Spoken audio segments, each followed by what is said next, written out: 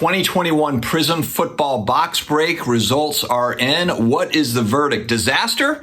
Is this a bad set for investors, but maybe a good set for collectors? Let's talk through it.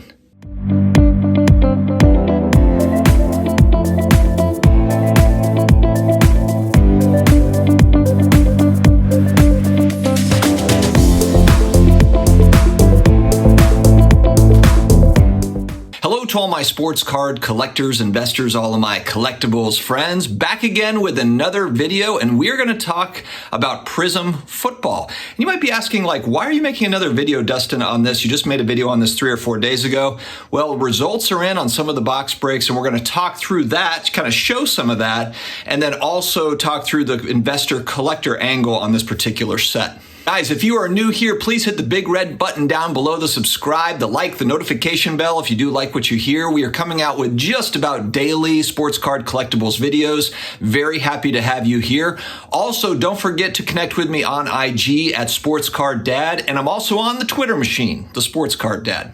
All right, let's dig into this. So we're going to take a look at a box break from a few different places, actually a couple different places, and we'll talk about another tweet that I saw. The two places we're going to look at are Jeff Wilson, SCI, opened 2 boxes of Prizm football, and also Pac-Man opened a box or 2, and I was just kind of watching that video and reacting to that. So we will start with Pac-Man. So Pac-Man actually had a pretty decent box from what I saw, and the results on this too, when you look at social media, it's so interesting to me how there's people that are like, people are getting massacred on these boxes. And then there's other people that are like, oh man, I've seen nothing but hits and I've seen a lot of great pulls, etc. Lamim James on IG had a great post, and it was talking about the Mac Jones 1/1 black finite that was pulled, I believe, by a teenager and was sold for $100,000. Mac Jones, guys, Mac Jones.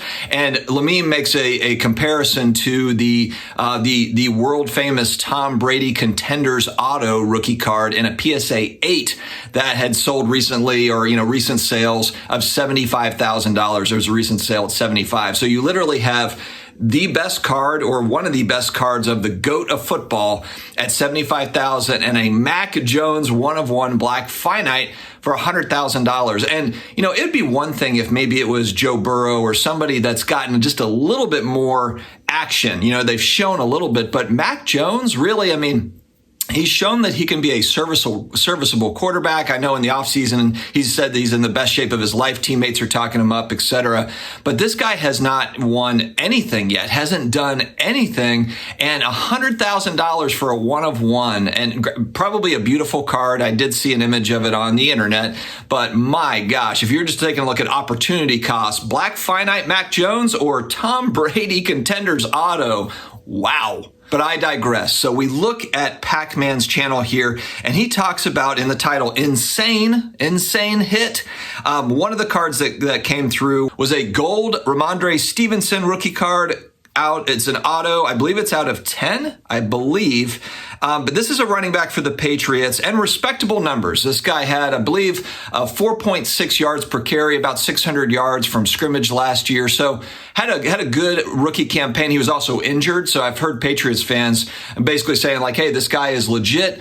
But still, this is not some huge kind of rookie pull. And also it's a running back. He got injured last year. It's like the skill players, I don't see how these kind of skill players that are just starting out, Derrick Henry stuff, which he's arguably the best running back in football, doesn't go for a lot of what this stuff is going to go for, this new Prizm product. But this was considered to be a great hit out of this box. Let's move over to Jeff Wilson. Opened up 2 boxes over the weekend, and he does do a lot of giveaways. He's kind of moved over to a lot of the kids packs and giveaway stuff. Now, I'm not saying that's new to him. He's been doing that on his channel for a good bit, for a while. But credit to him, a lot of these cards are going to go to kids packs, as he had explained it on the channel. So he's on here, and he's doing his bit. He is breaking. He's talking about the cards. They are great looking cards. I like the look of Prizm, the shiny things. I like them. But I just thought it was interesting. You're trying to show excitement opening this box, and and he does a good job of it, talking about, oh, there's a rookie here, a parallel of this rookie or that rookie, and you can watch it yourself.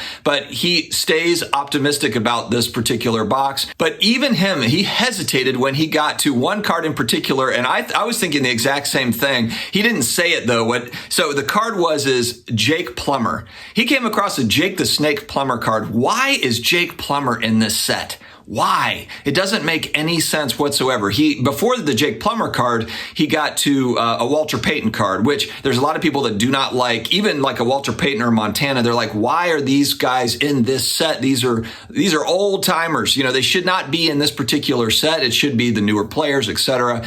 And so I saw Walter Payton and I was like, you know what? That's cool though. Walter Payton, top 5 running back of all time. But no, not Jake the Snake Plummer. There should not be parallels of Jake Plummer in the set. And Jeff stopped. He hesitated when he saw that card and he was like, wow, Jake Plummer. I haven't said, like, it just registered, like, I know what he was thinking is, why is this card in this set? I also saw Mike Alstott, great running back for the Bucs back in the early 2000s, won a Super Bowl, etc. Marcus Colston has got a card in this set. And I'm a huge Saints fan, so I love Marcus Colston. Sweet. Okay, great. But again, it's like, why? Why is this in here? And then we've got a tweet from Mike Lewing. I'm probably saying his last name wrong. Apologies there. And he's talking about how he opened a first off the line Prizm box. And he had, the main hits that he had was a Kyle Trask, which I think was a camo Prizm, numbered out of 15, which for Kyle Trask, he should reach out to Jeff Wilson for that card. Taysom Hill, I think it's a gold shimmer is what it looked like, which I'm a huge Saints fan. I love Taysom Hill. Interesting card. And then the autos, the rookie autos are Demetric Felton and Chaz Surratt. I don't know these guys, and I feel like I follow football pretty well. I don't know it. And it kind of, I'm getting the main point I'm getting at here is the checklist is massive. 440 cards in the checklist, and they've all got a zillion parallels. When you're opening these boxes, if you're trying to get a return on investment, man, I mean, now a lot of these cards will sell fairly well now. In a few months, we'll see what it looks like. But the reason why I bring this up, and it kind of, as I'm talking about investor versus collector, this looks to be a very horrible set, in my opinion, for investors that are looking to buy, resell, etc. Maybe I'm totally wrong on this, but it just looks to me like it is so diluted and watered down. It's bad, but it looks like a really fun rip. So if you can get it in retail, like we talk about, if you can get it at $30 at Walmart, $20, whatever it is, great. First off the line boxes for 1,000 plus, yikes. But whatever, do you. If you're, mega money, you've got the money and you just want to have a fun rip, fantastic. But if you're a collector and you want shiny cards for the players that you like, Taysom Hill would be a good example. Marcus Colston, I love Marcus Colston. Does he have a gold shimmer, or does he have a gold Prizm out of 10 or whatever? I think that would be a cool card to own. Am I going to pay huge money for it? No, but this could be a fairly decent collector set over time. So again, if you are a gold Prizm fan, if you are a camo Prizm fan, these these low numbered Prizm cards, but you don't necessarily need to have Trevor Lawrence, you're trying to collect maybe a team set, or you're trying to collect specific players, that are important to you, then this could actually be a good set for that. Not right now, because everyone's paying exorbitant prices for these cards coming right out of the boxes. But man, give this a little bit of time. Give this a few months, 6 months, a year from now. And if you are just looking for if you like the design and you're looking for shimmery stuff, shiny stuff, there is actually probably going to be some pretty cool cards there for collectors. If you are a collector, not necessarily really caring much about return on investment, or if you have a long-term time horizon for certain players. I don't know, like if the Walter Payton, I saw a base card that I believe it was Jeff Wilson that had pulled. If there's a gold Prizm of the Walter Payton, kind of a cool card. That could be cool for the right price. And so maybe if that's something where you get it at the right price, you hold on to it for a period of time, and maybe it appreciates a little bit over time. Now, some would say, hey, you know what? They've watered those down so much, the Prizm stuff over time with the Montanas and the Walter Paytons, etc., that maybe they don't carry any weight long term. nobody knows. Nobody knows what's going to be a winner or what's not. So, but I think if you are a collector and the price point is right for you, or if you're maybe a long-term investor, which kind of is a collector in a way, then maybe you have the right time horizon for this sort of stuff, where if you get it at the right price, you're just like, you know what? I think the card is really cool. And you know what? If it appreciates or holds value over time, store of value, then great. Sounds good. But again, I think the narrative around this stuff now is really interesting, because you do have a lot of people on social media that I've seen that are like, man, there's some amazing cards coming out of this set. And it makes you kind of think, what perspective are they looking at it from? Are they looking at it from the, oh, I can make money on this on the resale market? Or I'm seeing a lot of great cards come out that I would collect and hold, that I would like, that I just want to have because I think the cards are awesome. So this kind of brings up an interesting debate kind of within this sphere. I still think all the stuff is too expensive right now. I won't be buying any of it in the short run. In the long run, I'd be interested in kind of just seeing what comes out of it. Is there a cool Breeze card or something that I could add to my collection?